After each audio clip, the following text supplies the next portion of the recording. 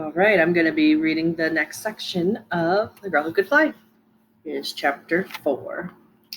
Lowland County was immobilized by a pandemic of gossip fever, and as the town's official gossip, Millie May was suddenly a person of great importance. Folks who in the past had turned tail at the mere sight of her were suddenly inventing excuses to pay her a visit. Years of persistent practice had prepared Millie May well for the sudden spike in demand for her services, and she hit the ground running. By evening time, her rendition of the events at the baseball game had morphed from a 5 minute breathless account to an elaborate dissertation that stretched more than 1 hour and 30 minutes, including vivid descriptions, a blow by blow report, and a short demonstration. Like a wildfire in a hot, dry summer, the news blazed outward and jumped the county line, so that before long, New York, Tokyo, London, and every city besides wanted to know about the mysterious girl who could fly. Millie May worked overtime and was happy to oblige the increasing number of inquiries that came her way from all corners of the globe. From 10 o'clock that night to 6 o'clock the following morning, Millie May was booked solid and talked nonstop, loving every precious minute. She told everything she knew and saw, and even a bit more besides. While the McLeods slept, people they'd never met in far off places they didn't even know existed were reading detailed accounts about Piper and the baseball game. Headlines with bold exclamation marks shouted out, "Flying girl catches fly ball! First human flight documented! People flock to Lowland County to catch glimpse of first flying girl." From Moscow to Saigon to Sydney to Athens and every place in between. Breakfast conversation was dominated by one single subject: the girl who could fly. At dawn the following morning, a stampede of reporters had materialized with the morning sun, and as if by magic, and set up camp at the McLeod farm. Cameramen, large news trucks, newspaper reporters, and photographers quietly trained their lenses and eyes on the farmhouse where they waited to catch and record their first glimpse of Piper McLeod. Oblivious to the events of the outside world and the activities taking place on the other side of her very window, Piper slept deeply beneath her quilt. It had taken her a long time to get to sleep the night before, especially as she knew that morning would bring a punishment from Betty for her disobedience. In her confused and exhausted state, Piper had somehow reasoned that if she didn't go to sleep, the following day would be unable to dawn, and the punishment could be avoided. After everything that had happened at the picnic and the baseball game, though, Piper was bone tired and was relentlessly dogged by her need for sleep. Lying in bed, she was successfully able to keep herself awake by fretting herself silly. "I've really cooked my goose now. Ma and Pa ain't never gonna let me off the farm again. Not that it mattered anyway. None of them kids want to be my friend. Sure as anything they don't now." No doubt her ma and pa were going to be watching her like a hawk from that point on, too. "I reckon I can forget about getting any flying time tomorrow or for many tomorrows after that," Piper sighed. If there was one thing she hated more than anything, it was wasting a perfectly good sky. Everything was starting to feel utterly hopeless, especially as Piper knew that had she to do it all over again, she wouldn't have done anything differently. What's so gosh darn wrong with flying anyway? Everyone's got something they do better than anyone else. It wasn't fair, from Piper's perspective, that folks were so riled up about it. "I'm just going to change minds, that's all," Piper firmly and silently resolved. They just don't understand, but soon as I give 'em half a chance, they'll come round." As soon as Piper settled the issue in her mind, she fell under the spell of her dreams and spent the night passing through blue skies dotted by fluffy white clouds. She would have slept most of the morning away had an anxious world not had other plans in store for her. "Piper McLeod?" a voice sounded in her small room just after sunrise. Um, Piper turned over, half awake. "Piper, wake up!" Piper showed no signs of complying, when suddenly the blankets on her bed were whisked to the floor, causing her to wake with a start. Sitting bolt upright in her bed, she looked about, but the room was completely empty. Great, now I'm imagining things. As if she didn't have enough problems as it was. Piper? The voice said again. This time, Piper knew it wasn't her imagination. It was a male voice, and it sounded like it was coming from the corner by the door. But who? Or what? She squinted her eyes and looked everywhere, but the room was empty. Who's there?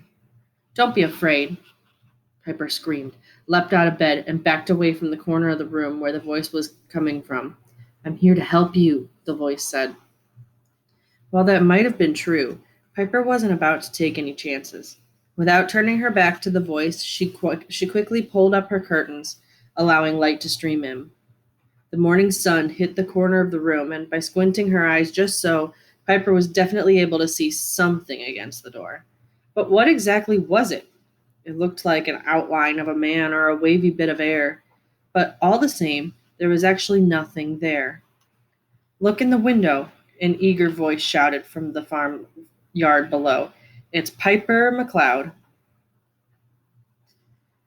For the second time that morning, Piper jumped out of her skin, turned on a dime, and caught her first glimpse of something different.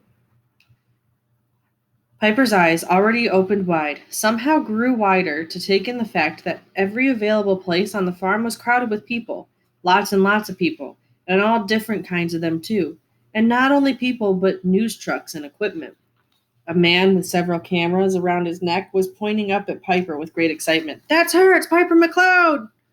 People with cameras were materializing out of nowhere, and a battalion of high powered, high tech flashbulbs took aim and held in their crosshairs to figure of a little girl peeping out of a window. They fired at will. Piper's startled eyes took a direct hit and she was thrown backward, clutching her scorched cornea. Ow! Piper stumbled blindly, falling to the floor. Piper? That you making all that noise in there? Betty entered Piper's room a moment later, feeling a strange gust of air brushing past her. This was to be at least the least strange thing that happened to her all morning. To her astonishment, she discovered Piper curled up by the bed, holding her eyes. Bright lights, brighter than Betty had ever thought possible, were throbbing nonstop from outside the window, and then a crane-like contraption rose up into the air, upon which sat a man crouched behind a huge camera. Heavens to Betsy! Ma, my eyes are burning up! Snapping out of it, Betty lunged forward, scooping Piper up. Mr. McLeod, she screeched. Mr. McLeod, we're being attacked! Joe went from a dead sleep to a dead run. He entered the hall, clothed in his long underwear and his 12 gauge. They're everywhere, Betty said as she bustled Piper into the corner of the hallway. Went out and blinded our Piper with some terrible lights, and they're trying to get all over the place. Joe bounded down the stairs. He headed straight for the doors and double locked all of them and then propped chairs up against them just to be certain. By late morning, the siege was still going on and showed no signs of abating. 2 windows had been broken, the hens had lost over half of their feathers, and the number of reporters had grown exponentially. Betty, Joe, and Piper remained huddled in the upstairs hallway like frightened prey.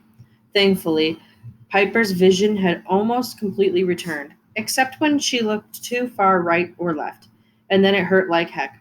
Outside the house, the noise grew and grew. More trucks, more people, more shouting. Mrs. McLeod, how long has your daughter flown for? Mr. McLeod, did you teach her to fly? Will Piper come out and fly for us? And on and on. They persisted until Piper thought she'd lose her mind. Suddenly, the outside world was downright frightening. And what's more, it was making her pa and ma scared, which in turn made Piper feel terrible. She racked her brains for a solution. Ma, maybe I should go talk to him some, and then they'd let us be. You'll do no such thing. Betty held on to Piper firmly. They're strangers, every last one of them, and there's no telling what they'll get up to. No, sir, you're not going nowheres. But, Ma, what if they never let us alone? What then? The good Lord will watch over us and protect us, child, that's what. As it turned out, Betty was partially right. Someone was indeed about to protect them, but their orders came from a slightly lower realm. Deployment of the containment security and first contact units commenced at 0200. 10 hours later, A line of 20 unmarked black SUVs and 2 transport trucks sped toward Lowland County in strict formation. They dominated the roads, pushed smaller vehicles onto the shoulder, and held to their course. Undeterred by the collateral damage of crossing animals or loose livestock, Agent A. Agent, yes, his last name by some strange cosmic joke was actually Agent. And no, he didn't become an agent just because his last name was already Agent. Approved and scrupulously supervised every move. He was a humorous man of indeterminate age who stood ramrod straight and held a steady body fat count of less than 3%. His men made jokes that he was more cyborg than human. Had Agent overheard these jokes, he would have taken them as a compliment. When they arrived at Ground Zero, also known as the McLeod Farm, the situation was about as bad as any they'd ever documented. Media and general onlookers had flocked to the scene and were posing what Agent considered to be a threat to their target, also known as Piper McLeod. Raising alert status to Code Red, Alpha Team and Omega Team on standby for immediate deployment. The convoy roared up to the house, and in record time, 50 agents, equipped with every conceivable piece of technology, achieved predetermined targets. Security forces rounded up media and civilians alike, escorted them from the premises, while containment crews confiscated all tapes, pictures, and evidence. Area 4B secure, Area 7L secure. All containment protocols complete. In T-minus 5 minutes, Agent stood in the epicenter of the completely deserted farmyard, meticulously monitoring every detail of his men's movements. He was a perfectionist who left nothing to chance and was careful to ensure all safety protocols were in place. You could never be too careful when establishing first contact, and all eventualities had been accounted for. He had to expect the unexpected at all times before calling in his next order. Air unit, you are clear to land. Roger that, team leader. High above the farm, a massive helicopter dropped out of the clouds. It was bigger than even the biggest military helicopters, and the force of its blades was devastating. What's that sound? Piper called over the din from the huddle of the hallway. Betty didn't answer because she was too busy praying. Joe didn't answer because his mouth had gone completely dry. And then, more terrible than all the noise and the shaking was the ominous silence that soon followed when the mighty beast outside had settled itself in the dirt. In the farmyard, Agent smartly opened the helicopter door as one dainty leather pump, followed by its twin, stepped down onto the dusty McLeod soil. They belonged to Dr. Letitia Hellion. Reed thin, she was as delicate as a prima ballerina, combined with the aura of a majestic fairy queen. She wore an elegantly tailored black suit, beneath which peeked a crisp white linen shirt made from the finest cloth. Her hair was coiled into a lovely twist at the nape of her neck, and its jet black sheen set off deep green eyes and the purest, whitest skin. Anyone who was fortunate enough to have the opportunity to set eyes on Dr. Letitia Hellion swore she was the most exquisitely beautiful woman they'd ever seen. She walked with such grace toward the house that it might have appeared that her feet didn't touch the ground at all. Agent and the 2 other agents who flanked her movements appeared like Neanderthal apes in contrast. Knock, knock, knock. Dr. Hellion, Agent, and more than 50 security containment and science personnel waited patiently for their knock and on the McLeod door to be answered. In the upstairs hallway, Joe, Betty, and Piper didn't move. Mr. and Mrs. McLeod, Dr. Hellion called up in a clear, refined voice. My name is Dr. Letitia Hellion, and I am a representative of and for the government of the United States of America. Please open your door. All doubt existing in Betty and Joe's minds was immediately dispatched. The McLeods were law-abiding folk, and if the government of the United States saw fit to pay them a visit, far be it from them to refuse their country's call. Before Piper knew what was what, she found herself standing between her ma and pa in the yard before Dr. Hellion, who produced an official-looking identification card and introduced herself. Shyly studying the beautiful stranger from behind her mother, Piper suddenly felt like a little planet was being pulled into orbit around Letitia Hellion's steady and powerful gravitational force. Her white skin, dark hair, and flashing eyes all pulsated with a confidence that was majestic and inescapable. My men have secured the area and are maintaining the strictest surveillance to ensure your safety and protection, Dr. Hellion said, indicating where all the agents were posted at key points about the farm. I am the director of an institute that specializes in providing assistance to people much like yourselves who find themselves in, well, shall we say, difficult situations. Dr. Hellion considered Piper with intense green eyes. I understand that you have a child who likes to fly. Betty instinctively put an arm on Piper's shoulder. Our Piper's a good girl. I ain't saying that we don't got our problems with her, but she didn't ever hurt no one. No, of course not. I understand. We've encountered many people just like you whose circumstances are unique. It's nothing to be concerned about. We know exactly what to do. Dr. Hellion's manner was warm and reassuring, and the tension in Betty's jaw lessened. Right now, Agent has a few questions that he'd like to ask you. Would you mind if he spoke with you for a moment in private? Agent stepped forward and guided Betty and Joe to the porch, leaving Piper alone with Dr. Hellion. Piper found herself tongue-tied and mesmerized as the full force of Letitia Hellion's attention shone on her. It seems like you've been having quite a morning, Dr. Hellion smiled. Piper nodded. I don't suppose you are getting used to having so many unexpected visitors. No, we sure don't, Piper agreed. Perhaps you always had something strange or unexplainable happen to you this morning. Like hearing a voice but not seeing anyone there? Piper's mouth flew open. How did she know? The expression on Piper's face confirmed Dr. Hellion's suspicion.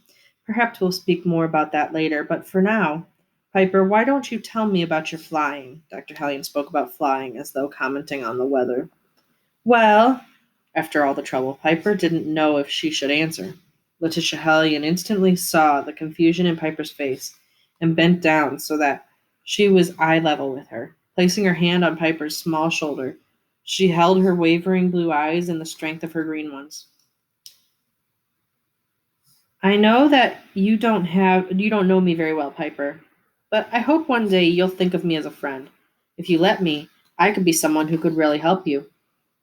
Dr. Hellion paused, seeing the lines of confusion and uncertainty that crossed Piper's forehead. Maybe you are thinking right now, she doesn't understand. No one understands what it's like to be so different, to be constantly hiding who you really are and lying about it too. I also know, though, that you don't like lying. It doesn't make you look very good. Make you feel very good. Piper was struck dumb. That was exactly how she felt. How did Dr. Hellion know? You are also wondering what you can possibly do about it, and the truth is that you don't really know what to do or who to turn to, and you are starting to have moments when things feel completely hopeless. Piper realizes her knees were trembling. What do I do? That's a very good question, Piper, and I can help you answer it. But first, I need to see how far along you are with your flying. If you've progressed to inverted loops or maybe even reverse propulsion. You mean fly backward? Piper hadn't even thought of trying that yet. It's a very advanced skill, and I wouldn't expect that you would have reached that level yet. I've floated ever since I was born, but I only just got at the flying. I'd appreciate a few lessons then again. Some folks around these parts don't take to it too much. Piper glanced over to where her mom and pa were talking with Agent. I understand. It's not easy to do what you do. There are consequences. Dr. Hellion nodded solemnly, and Piper knew she did understand, and what's more, felt understood. I've met many others just like you. Once I have assessed your flying skills, we can sit down and decide exactly what you'd like to do with it. You mean you want me to fly? Now? Here? Yes, can you do that for me? Piper looked about as though expecting to get in trouble for merely considering the idea of flying. You're sure it won't cause no trouble? You have my word. Dr. Hellion gave her word firmly. Getting to her feet, she stepped away to give Piper room. Please take your time, whenever you feel ready. Talk me through it if you'd like. Piper was well aware of the many eyes that were watching her, not to mention Betty, who was closely minding her from the porch. Well, if you're sure, Piper took a deep breath and turned so that She couldn't see her parents' faces. It sure made a change to have someone actually taking an interest in her flying, and she suddenly felt excitement welling up inside her. See, she explained to Dr. Hellion and the men closest to her. Any of you could do it, if you put your mind to it. All you have to do is stand still and think about the sky. Piper silently repeated her special words, and a rush of tingling swept through her body. A moment later, her feet left the ground. Next thing you know, you'll be in the air, simple as that. Piper flew. Everyone looked up. All of the men present had seen many unexplained and classified phenomena. For them, the extraordinary had become routine. It was precisely why they'd been subjected to a painstaking selection process, exhaustive training, and ongoing assessments. And yet, even so, those same men unwittingly let expressions of wonder and awe slip across their hardened features and let gasps escape their weary lips as they watched Piper fly. No question, Piper McLeod was special, even among the special. Once in the air, Piper decided to keep it simple. Turning a few spins, she followed them with a quick loop-the-loop and finished with a pirouette. Dr. Hellion's breath fell away. Dear God, she really can fly. That's where chapter 5 begins.